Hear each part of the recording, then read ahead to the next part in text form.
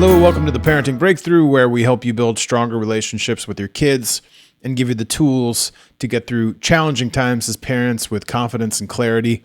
I'm Coach Rich, and today we're diving into a deeply emotional but really important topic: how to parent in times of crisis and tragedy. So as a parent living on the west side of Los Angeles, in recent days, I've seen firsthand how devastating a crisis can be.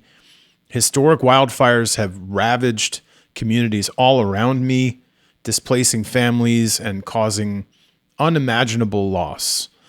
And I can be really thankful that my family is safe and pretty much untouched, but I have a lot of friends that have lost everything.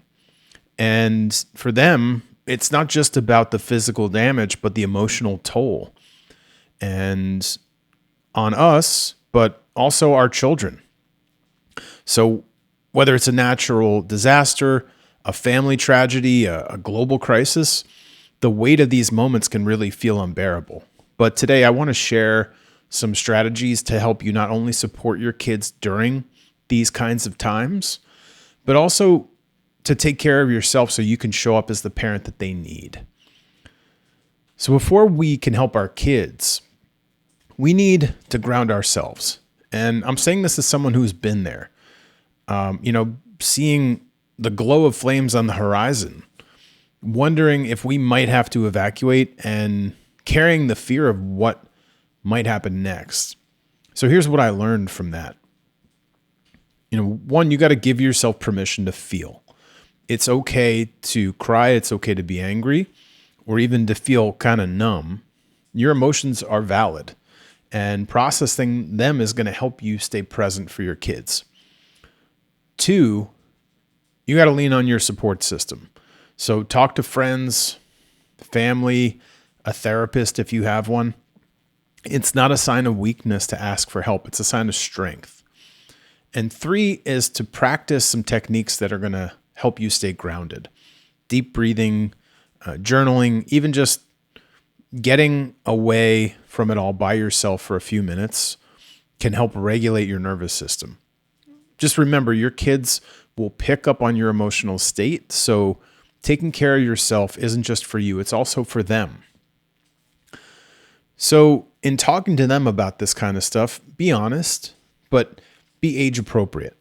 One of the most common questions parents ask me is, how much should I tell my kids? And the answer is, it depends on their age and their maturity level. And you kind of have to really take it on a case-by-case basis. But for younger kids, keep it really simple. For example, during the wildfires, I told my kid, there are flames kind of nearby, and there are firefighters that are working hard to keep us safe. And we might need to leave, probably not. But even if we do need to leave, it'll just be for a little while, but we'll be together. And that's what matters. And we're all going to be safe no matter what happens. For older kids, teenagers, you can be more detailed, but focus on what's being done to resolve the situation. They might have questions or fears about their safety. So just reassure them with the facts and have a clear plan and share that with them too. What's most important is to be truthful. Kids have kind of a sixth sense for knowing when somebody's lying and something's a little off.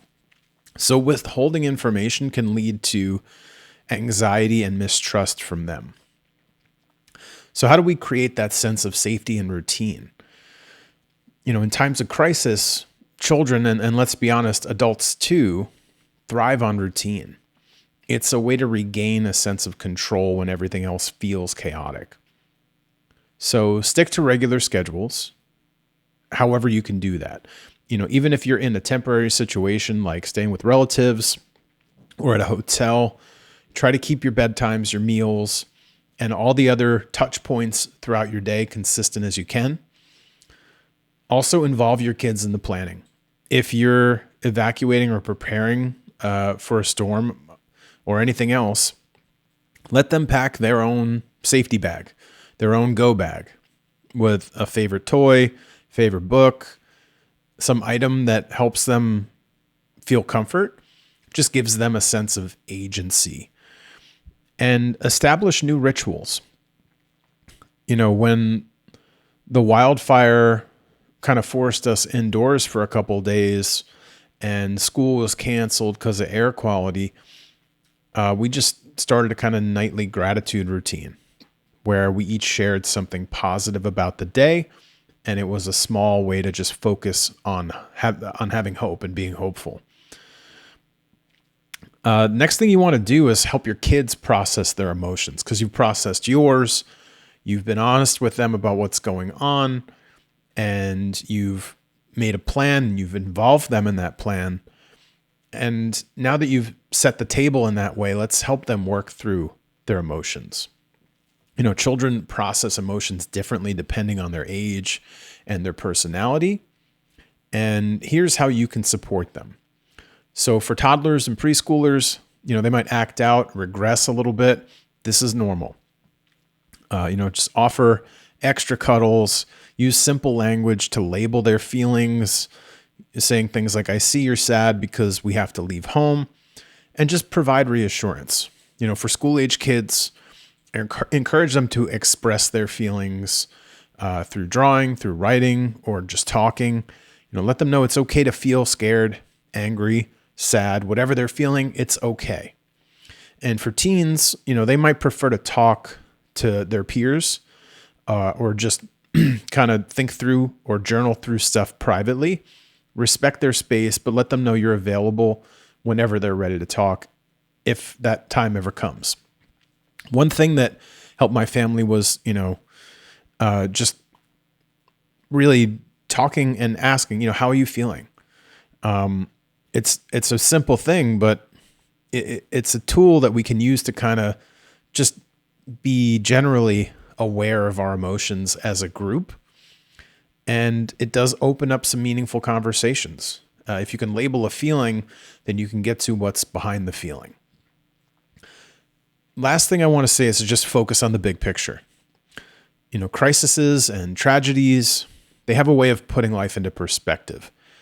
So as painful as these experiences can be, there are also opportunities to teach our kids about resilience, kindness, community, gratitude. Hey, no matter whatever kind of stuff we lose, or if we're just inconvenienced, we're still here. We still get to be around, right? So here's some ways you can do that. One is to model compassion. If your community is affected, involve your kids in giving back. Maybe it's donating supplies, writing thank you notes to first responders, or helping a neighbor in need. For us, it was, all right, let's get through our clothes and our stuff, and we must have some things that we don't need anymore. Let's get those together and bring them to a donation center. And we did that. Next thing is to emphasize growth. Remind your kids that hard times don't last forever, and that they're building strength and empathy through these experiences, and anything hard is a chance to grow. And celebrate the small wins, whether it's, finding a new home after being displaced, or just making it through a tough day. Acknowledge and celebrate your family's resilience. So parenting through crisis is one of the hardest things we'll ever do, but it's also one of the most important. Just remember, you don't have to have all the answers. Just showing up with love, honesty, commitment to move forward together is enough. So thank you for joining me on the Parenting Breakthrough today. If you found this episode helpful, please share it with someone who might need it today. Don't forget to check out my free Parenting Breakthrough guide at theparentingbreakthrough.com. Tons of free tools there. Also at theparentingbreakthrough.com, a way to reach out to me if you want to work with me one-on-one. Feel free to shoot me a message, put a time on my calendar. Would love to talk to you. Stay safe, stay strong, and I'll see you next time.